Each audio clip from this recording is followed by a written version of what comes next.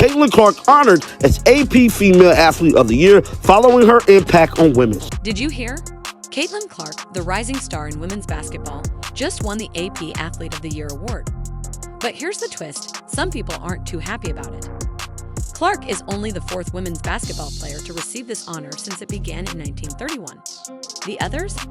Cheryl Miller in 1993, Rebecca Lobo in 1995, and Candace Parker in 2008, and again in 2021. That's some impressive company, right? So, what's all the fuss about? Let's break it down. From seasoned players to media critics, it seems like everyone has an opinion on Clark's big win. Some of the reasons against her are pretty surprising. Clark's rise has been incredible. She went from a college star to a WNBA sensation in what feels like no time. People didn't expect her to dominate so fast, but Clark isn't just any player, she's something special. Caitlin Clark is the only fourth women's basketball player to be honored as the Female Athlete of the Year since it was first presented in 1931, joining Cheryl Suits in 93, Rebecca Lobo in 95, and Candace Parker from 2008, and she won it again in 2021. Let's take a moment to appreciate Caitlin Clark's college stats. They're truly remarkable. She broke the all-time NCAA Division I scoring record, which is a huge accomplishment and anything but ordinary. Tuesday, she was named AP Female Athlete of the Year for her impact on and off the court. After leading Iowa to a national championship game, Clark was the top pick in the WNBA draft and, as expected, went on. That's right. She broke Pete Maravich's record from the 1970s. We're talking about a player who averaged over 27 points per game. That's not just impressive, it's truly outstanding. Then came draft day, and let's be honest, everyone... Time Athlete of the Year. Like, it's kind of mad. Clark was the first overall pick in the WNBA draft, and honestly, it was a no-brainer. Even Clark knew how special the moment was, saying, "I grew up a fan of Candace Parker and the players who came before me. So being honored like this is truly special, and I'm grateful." Now you're probably wondering, how did her rookie season go? Well, it was nothing short of amazing. Clark didn't just play well, she made history. After leading her college team to a national championship, she became the top pick in the draft, just like everyone expected, and went on to win Rookie of the Year. But here's the crazy part. She didn't just break records, she crushed them. Clark isn't just meeting expectations, she's surpassing them in ways people never imagined.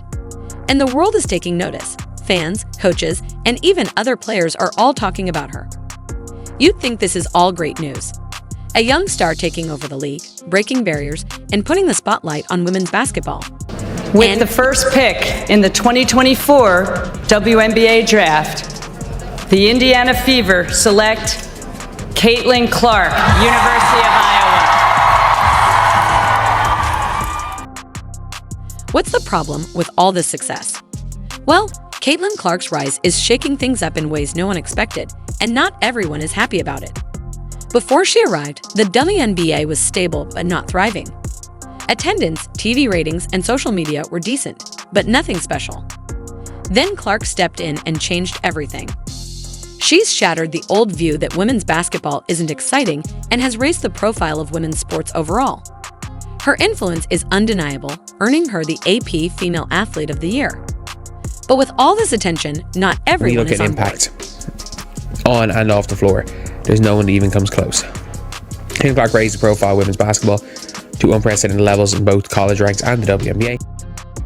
That's not just impressive, it's historic. The WNBA just set a new record for the highest attendance in a single season in women's basketball history. And the best part? Viewership is through the roof, with more fans tuning in than ever Caitlin Clark before. raised the profile of women's sports to unprecedented levels in both the college ranks and the WNBA. And on Tuesday, she was named the AP Female Athlete of the Year for her impact on and off the court. You might be thinking, is all this growth thanks to Caitlin Clark? That's a fair question, and the answer is, kind of. While Clark isn't the only asterisk reason for the WNBA's rise, players like Angel Reese have also made an impact. There's no doubt that Clark's influence has been a major factor in this surge. Look at the total attendance, and the Fever are going to be over 200,000 higher than the next highest total attendance in league history. Clarkonomics, my friend. And here's where it gets even more interesting. The Clark effect isn't just about the numbers. It's shifting how people see women's basketball. What used to be considered a niche sport is now mainstream. It's exciting, it's thrilling, and it's become Fever's must-watch. attendance soared. The WNBA had its highest total attendance in 22 years, 2,300,735, up 48% from last season. The league's 154 sold out marked a 242% increase from last year. Increase in home attendance for WNBA teams by percentage change. So as y'all can see here, the Indiana Fever's up 300%. So is everybody else is up, but it looked like the league as a whole is up too. And that's where the trouble begins, because not everyone is happy about this sudden surge in popularity. Some say it's happening too quickly, while others worry that all the focus on Clark is overshadowing other talented It's just players. crazy as you look around the league and see the attendance rate. Now, some people says that, Angel contributes some, which I give her that. But as you guys can see here, man, the men lie, women lie numbers don't. Caitlin and them attendance was up by far, bro.